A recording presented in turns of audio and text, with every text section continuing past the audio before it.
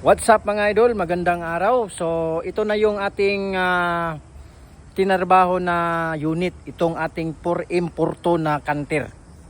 Ayan. So meron na tayong siding, tsaka step board.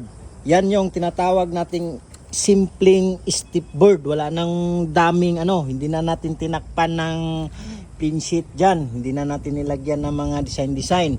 So itong gagawin natin dito, ito yung lagayan ng plate number. Yan. O, ganyan talaga yung original na mula sa Japan. Yan, ganyan talaga yung design na original mula sa Japan. So meron na tayong bisagra, pero kulang pa yan mga idol, kulang pa ng 8 piraso. At saka nagawa na po natin siya ng siding lock dito sa tailgate. Yan, simpleng-simple lang po yung ginawa natin. Tsaka mga idol, hindi pa natin na i-full wheel dyan. Hindi pa natin i-full wheel kasi nga hindi pa natin nakumpleto sa paglagay ng bisagra. Yan, kulang pa yan. Ayan, 8 piraso pa po yung kulang ng ating bisagra. Ayan, at saka dito sa ating laggard banda, meron na din tayong siding lock mga idol. Saka yung ating laggard, ayos na yan. Yan yung tinatawag nating simpleng laggard lang po yun mga idol. Hindi na natin nilagyan ng yung pakurbada.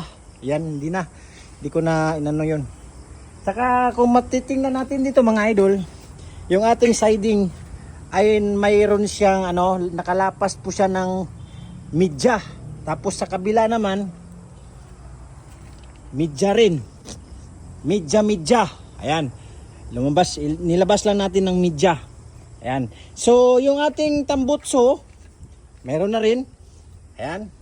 Ito, puputulan pa natin yan. Pangit naman kung hindi natin puputulan. Sinadya ko lang yan kasi hindi pa natin na i-full weld. Bukas pa i-final yan. Tapos, dito sa laggard, meron na tayong tapakan. Ayan, simpleng tapakan lang. Tapos, na i-full weld na rin natin yung sahig dyan mga idol. Tapos yung kanyang upuan ay nakatransfer na po yan. Nakikita natin na meron na siyang bracket dito na i-transfer na po yan mga idol. Tsaka yung kanyang manubila.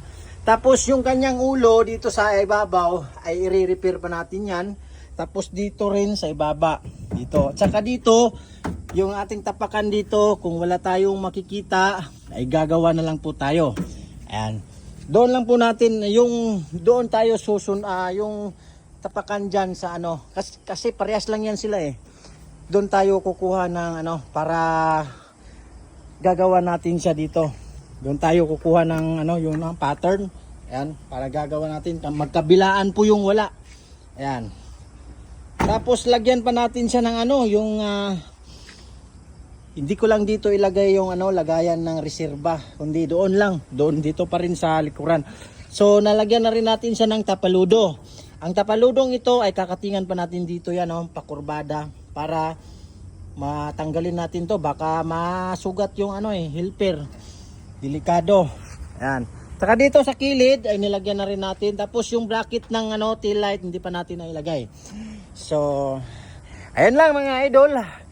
Ang ating malapit nang matapos to, malapit na kunting-kunti na lang. Bisagra na lang yung ating nihintay dyan para ipo-full weld na po natin yung siding dito. Ayan, kaya niyan.